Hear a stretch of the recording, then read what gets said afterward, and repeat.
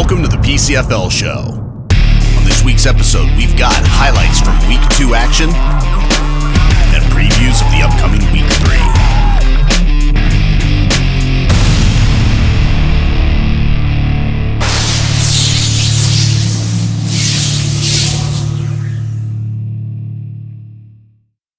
The PCFL Show is brought to you in part by 916 Design Studio. For all your design needs, call 916-747-9255. Also by Hosted Sports, the only one-stop place for all sports on the web.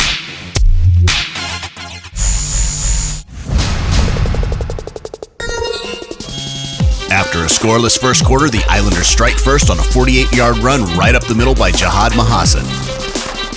The point after is good, and they're up 7-0. Later in the quarter, the Islanders special teams block the punt, and Steve Roseman scoops it and scores it for the Islanders. Islanders special teams come up big again. This time they sack the punter, which leads to a field goal, extending the lead 17-0 at the half. The Giants offense finally comes alive in the third quarter when Marquez Shaw marches the team down the field, here hitting B.J. Wimberly and connecting with Justin Dunaway for the touchdown. In the fourth quarter, after an Islanders field goal, the Giants answer back and start marching up the field here on a huge run by Curtis Holden. And they get into the end zone when B.J. Wimberly hits Deshaun Hosey Jr. for the touchdown. But it's not enough, and your final score is Pacifica Islanders 20, Golden State Giants 12.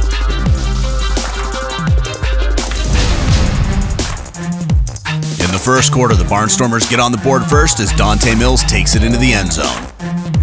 But the War Angel defense answers back as Travell Williams scoops up the fumble and takes it back for the touchdown.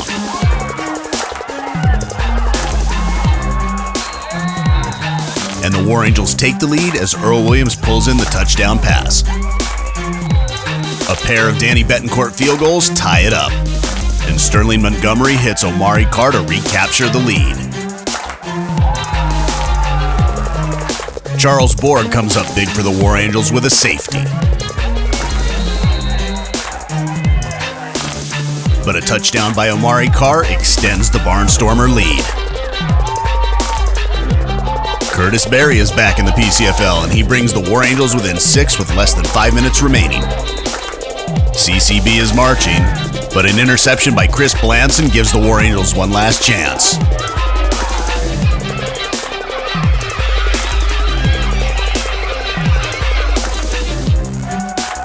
But the War Angels aren't able to score as the Barnstormer defenders bat the ball away. And your final score is Central Coast Barnstormers 27, Richmond War Angels 21.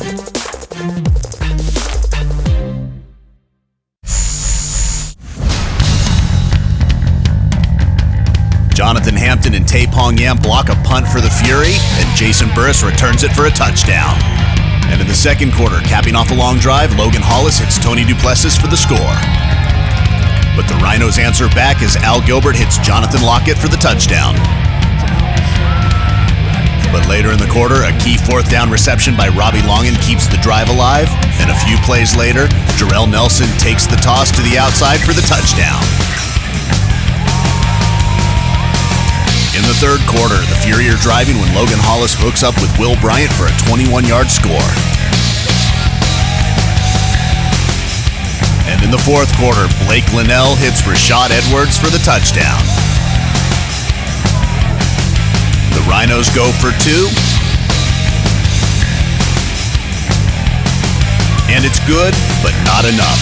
Your final score is Capital City Fury 27, California Rhinos 14. The Rattlers score first with a touchdown run by Carl Mikulon. The Rattlers stop the Eagles before they had a chance to get started as Bubba Murs knocks the ball up and it's intercepted by Buddy Connor for the touchdown. In the second quarter, Ryan Thompson hits Lee Slaughter for a touchdown. And later on in the quarter, Mike Nichols hits Carl Mikulon for a touchdown.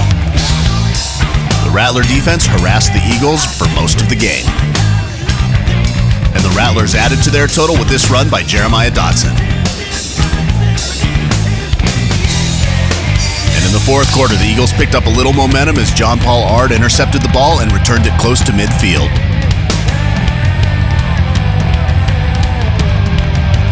The Eagles were able to move into scoring position.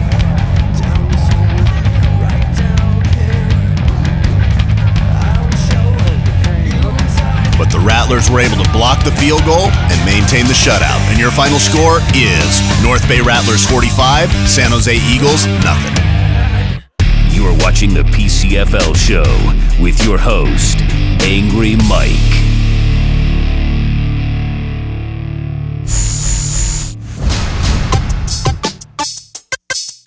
The Outlaws get on the board first as Teddy Anderson is able to evade pressure, and he looks down the field and hits Terrell Woodall, who takes it 73 yards for the score.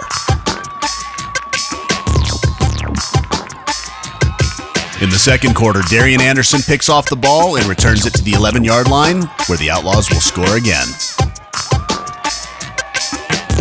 And with 1:42 left in the second quarter, Scotty Cordier completes a pass to Robert Harris for a 22-yard touchdown. In the second half, Tim Thomas takes the handoff and takes it 90 yards for the score.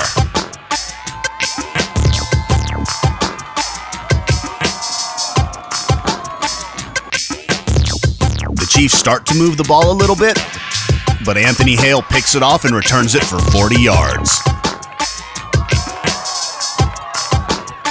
And your final score is South Beach Outlaws 60, Solano Chiefs nothing. And in other scores around the league, the Delta Ducks defeated the Salinas Valley Spartans 14-10. Let's take a look at our Week 2 Performers of the Week.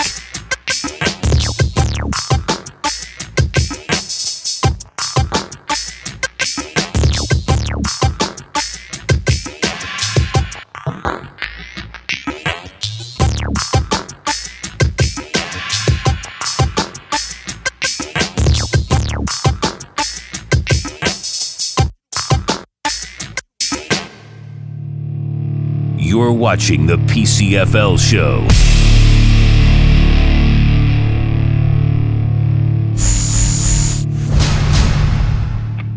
The Eagles had a slow start against the Rattlers. If they can take the momentum they started to build in the second half, it should be a good, tight game with the California Rhinos, who are looking to avoid making the mistakes that have plagued them in the first 2 weeks. If they don't shoot themselves in the foot, they could come out with the win.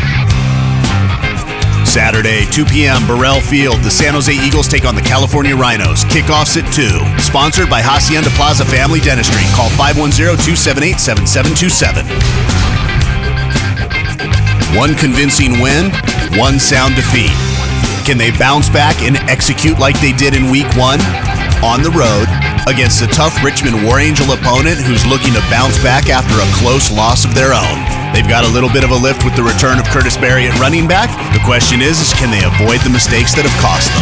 The Solano Chiefs take on the Richmond War Angels Saturday, March 29th. Kickoffs at 7 o'clock at Duker Stadium at Pinole Valley High School. The Bulls are coming off a bye week and looking to go out and execute better than they did in Week 1. They had no problem running the ball, but need consistency in the passing game, especially against a tough Rattler defense who's shown they can shut things down. Can they maintain that intensity and go into their bye week with a win? The North Bay Rattlers take on the Tri-Valley Bulls this Saturday at Granada High School. Kickoffs at 6 p.m. While the Islanders have struggled a little bit offensively to start this season, it certainly hasn't been because of their run game. But a strong run game and a strong defense is a recipe for success. The Spartans, meanwhile, have dropped 2 tight games. They need to shake those off, keep moving forward, and find a way to win. The Islanders take on the Spartans Saturday at Rabobank Stadium in Salinas. Kickoffs at 1 p.m. Sponsored by Famous Dave's Barbecue. After an opening day loss, the Delta Ducks battled back and came out with a close win. That was step 1 in getting back on track. Step 2, figure out this team's identity and come out with a win against a tough Central Coast Barnstormer team who's figuring their identity out with Sterling Montgomery under center. They still have their 3-pronged running attack, and their defense has gotten tougher. The Delta Ducks take on the Central Coast Barnstormers this Saturday, 7 p.m. at Gilroy High School. Sponsored by Air Filter Control, when clean air matters. As Outlaw free safety Thad Vincent put it, this one could shape up to be a rumble in the jungle. Will the Outlaws from South Beach bring enough waves to wash them out? Or will the Capital City Fury's Guerrilla Gang remain king of the jungle? And while both teams are 2-0, both teams have had inconsistencies in their game. The team that can execute and stay mentally strong will win the game. The South Beach Outlaws take on the Capital City Fury this Saturday at San Juan High School. Kickoffs at 4 o'clock. Sponsored by Sacramento Hydrographics. At Sacramento Hydrographics, their only limit is your imagination. Well, that's it for another episode of the PCFL Show. Week 2 is in the books, and we're up for an exciting Week 3. So be sure to check out some games. Also, be sure to share the show links on Facebook. The more we get out into our communities, the more people we get coming to our games. Also, check out the PCFL.com for more info. I'm your host, Angry Mike, and I'll see you next week.